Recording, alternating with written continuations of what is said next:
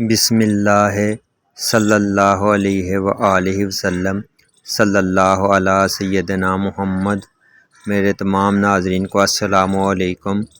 ایک دفعہ ایک فرشتہ نبی رحمت صلی اللہ علیہ وآلہ وسلم کی بارگاہ میں حاضر ہوا اور وہ کچھ اداس اور پریشان دکھائی دے رہا تھا۔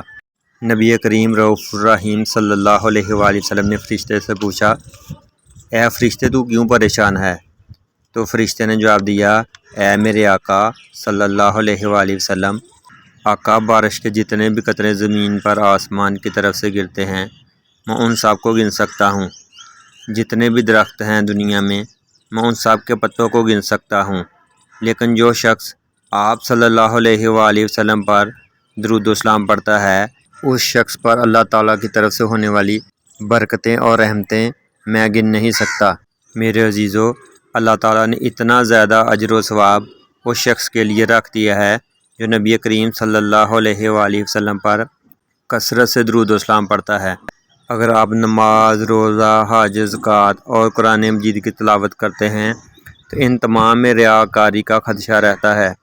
نمازی اس لیے پڑھتا ہے کہ لوگ نمازی کہیں، حج ادا کرتا ہے تاکہ لوگ تیری عزت کریں اور حاجی صاحب کہتے پھریں۔ زکوٰۃ و صدقات اس لیے دیتا ہے تاکہ لوگوں میں تیری دولت کا چرچا ہو۔ مگر میرے عزیزو، درود و سلام اگر دکھلاوے کے لیے بھی پڑھا جائے تو اللہ رب العزت کو قابل قبول ہے۔ ہاں، ایک بات ضرور یاد رکھیں، اگر آپ باوضو خوشبو لگا کر مدینہ منورہ کی طرف منہ کر کے تصور مصطفیٰ صلی اللہ علیہ وآلہ وسلم کر کے درود شریف پڑھتے ہیں تو اس کا اجر و ثواب بھی بہت زیادہ بڑھ جائے گا، کیونکہ اللہ تعالیٰ محبت کو دیکھتا ہے، وہ دلوں کو اور نیتوں کو جانتا ہے کہ وہ دنیا کے لیے درود شریف پڑھ رہا ہے یا آخرت کے لیے۔ اللہ تعالیٰ دنیا مانگنے والوں کو درود شریف کے بدلے دنیا عطا فرماتا ہے اور عاشقوں کو دنیا کے ساتھ ساتھ آخرت بھی عطا فرما دیتا ہے۔ سبحان اللہ۔ ایک بات اور یاد رکھیں، نماز، روزہ، حج، زکوٰۃ اور قرآن مجید کی تلاوت کے لیے ہمیں کوئی مخصوص وقت درکار ہوتا ہے ان کی تلاوت، ان کی ادائیگی کر سکیں۔ مگر میرے عزیزو، درود پاک واحد ایسی عبادت ہے جو آپ چلتے پھرتے اٹھتے بیٹھتے کام کرتے وقت بھی کر سکتے ہیں۔ آپ دنیا میں جہاں سے بھی درود پاک پڑھیں گے وہ آپ صلی اللہ علیہ وآلہ وسلم کی بارگاہ میں پیش ہو جاتا ہے، جس سے اللہ تعالیٰ درود پڑھنے والے کے گناہ مٹا دیتا ہے، اس کی نیکیوں میں اضافہ فرما دیتا ہے اور اس پر اللہ تعالیٰ کی رحمتیں ٹھاٹھیں مارتی ہوئی نازل ہوتی ہیں۔ میرے عزیزو، یہ ساری برکتیں، یہ ساری رحمتیں درود و سلام کی ہیں، تو میرے عزیزو آپ بھی آج سے وعدہ کر لیں، اپنے ساتھ پختہ عہد کر لیں اور ایک تسبیح والا کاؤنٹر لے لیں، کیونکہ یہ ہمیں یاد دلاتا رہے گا کہ یہ کس مقصد کے لیے ہم نے کاؤنٹر یا تسبیح اپنے ہاتھ میں رکھی ہوئی ہے۔ بے شک دنیا اس کو دکھلاوا کہے گی، لیکن اللہ کے نبی صلی اللہ علیہ وآلہ وسلم کو یہ دکھلاوا بھی بہت پسند ہے جو اللہ کو قابل قبول ہے۔ شاعر مشرق علامہ محمد اقبال کو کون نہیں جانتا؟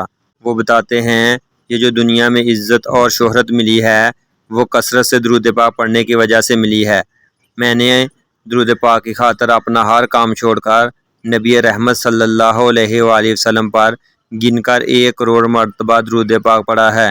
یہ عزت، یہ دولت، یہ شہرت، یہ نیک نامی صرف درود و اسلام کی برکت کی وجہ سے مجھے ملی ہے۔ میرے عزیزو، اگر آپ روزانہ درود و اسلام پڑھنے کے عادی ہیں تو اللہ کے فضل سے آپ کی زبان نہ چاہتے ہوئے بھی درود و اسلام پڑھتی رہے گی، اور اگر آپ درود و اسلام کبھی پڑھنا بھول بھی گئے ہیں تو اللہ تعالیٰ کے رسول نبی رحمت صلی اللہ علیہ وآلہ وسلم اپنے عاشقوں کو زیارت عطا فرماتے ہیں اور ان کو یاد دلواتے ہیں کہ تم نے فلاں وقت میرے اوپر درود شریف کیوں نہیں پڑھا، کیونکہ ایسے بے شمار واقعات ہیں کہ آپ صلی اللہ علیہ وآلہ وسلم نے اپنے اوپر درود نہ بھیجنے والوں کو زیارت النبی صلی اللہ علیہ وآلہ وسلم سے مشرف فرمایا اور درود و اسلام پڑھنے کا حکم دیا۔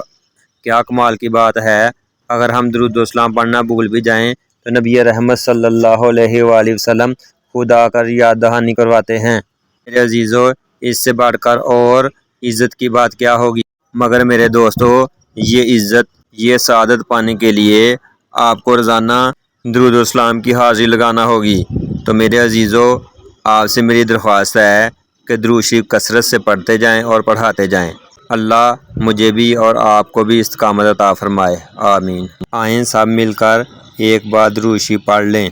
صلی اللہ علیہ وآلہ وصحبہ وبارک وسلم۔